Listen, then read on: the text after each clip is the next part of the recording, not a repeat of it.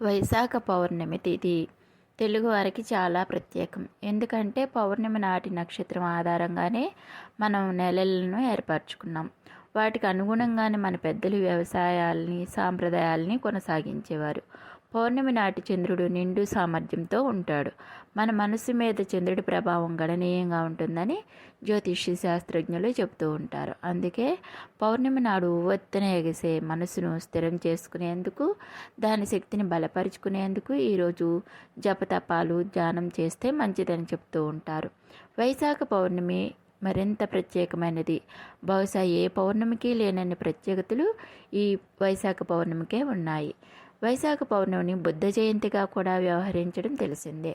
ఈ రోజున బుద్ధునికి మహాప్రీతికరమైన రోజు. ఆయన జననం, బుద్ధుడిగా మారడం, నిర్యాణం చెందడం, ఈ మూడు కూడా ఈ పౌర్ణమి అంటే వైశాఖ పౌర్ణమి నాడే జరిగాయని చెబుతారు. అందుకే బౌద్ధులకు, ఆయన్ను ఆరాధించే సకల జీవులకు ఈ వైశాఖ పౌర్ణమి అనేది పరమ పవిత్రమైనటువంటి దినం.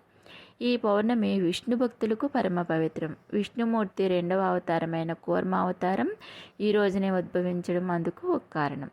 అమృతం కోస దేవదానవులు క్షీరసాగరాన్ని మదించే సమయంలో కవ్వంలాగా ఉన్న మందర పర్వతం జారిపోకుండా ఉండేందుకు కూర్ముడు అండగా నిలబడ్డాడు. అతి విశిష్టమైన ఈ కూర్మ అవతారాన్ని పూజించేందుకు ఆలయాలు చాలా అరుదుగా ఉన్నాయి. అలాంటి ఓ గుడి తెలుగునాట ఉండడం ఒక విశేషం.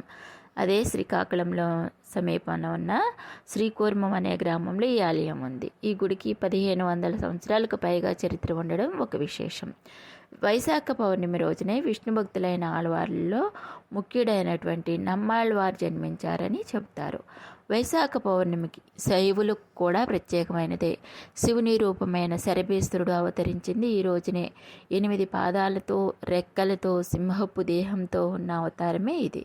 హిరణ్యకశిపుని చంపిన తర్వాత నరసింహస్వామి ఉగ్రత్వం తగ్గలేదట. దాంతో ఆ స్వామితో తలబడి ఆయనను బలహీనపరిచి శాంతింపచేసేందుకే శరభేశ్వరుడు అవతరించాడని చెప్తూ ఉంటారు. దక్షిణాదిన పురాతనమైన ఆలయాల్లో ఈ శరభ రూపం తప్పకుండా కనిపిస్తుంది. కాబట్టి శివారాధకులకు కూడా ఈ వైశాఖ పౌర్ణమి అనేది చాలా విశిష్టమైన రోజు. సాంప్రదాయపరంగా కూడా వైశాఖ పౌర్ణమి చాలా విశిష్టమైనది. ఈ వైశాఖ పౌర్ణమి రోజున మహావైశాఖిగా పిలుచుకుంటారు. ఈనాడు అంటే ఈ రోజున సముద్ర స్నానం చేస్తే విశేషమైన ఫలితం వస్తుందని చెబుతారు.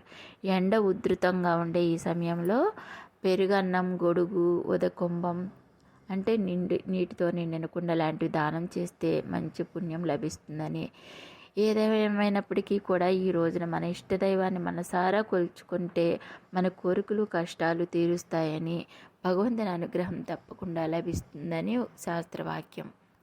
వైశాఖ మాసంలో సూర్యుడు మేష సంక్రమణంలో ఉండగా ప్రాతస్నానం చేస్తే మంచి ఫలితాలు లభిస్తాయట.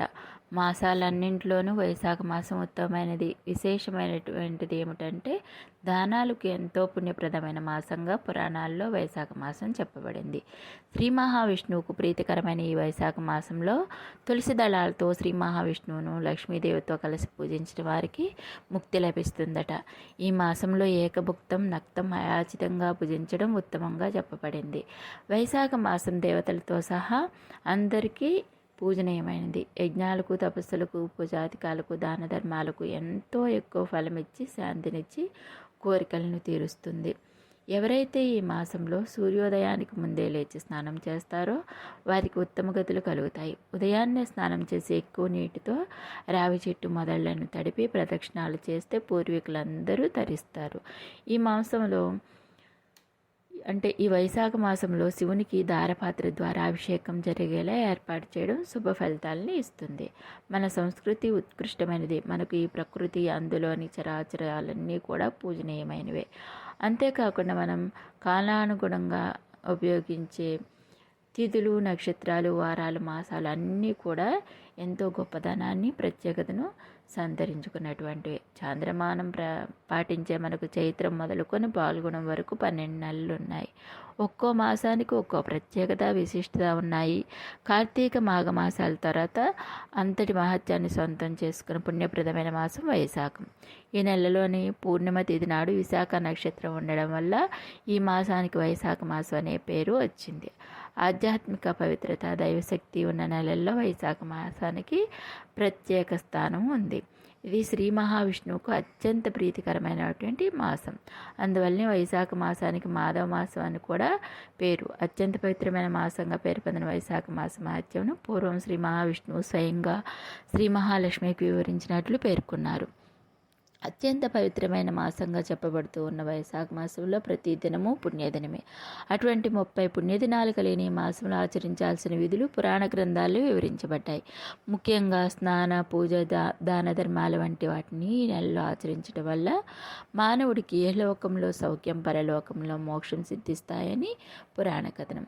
వైశాఖ మాసంలో నదీ స్నానం ఉత్తమమైనదిగా చెప్పబడింది. అందుకు అవకాశం లేని స్థితిలో గంగా, గోదావరి వంటి పుణ్యనదులను స్మరించుకుంటూ కాలువల్లో కానీ, చెరువుల్లో కానీ, బావుల వద్ద కానీ, అది కుదరకపోతే ఇంట్లోనే స్నానం చేసేటప్పుడు ఇలా నదుల పేర్లను తలుచుకొని స్నానం చేస్తే అంతటి పుణ్యాన్ని పొందవచ్చని చెప్పారు.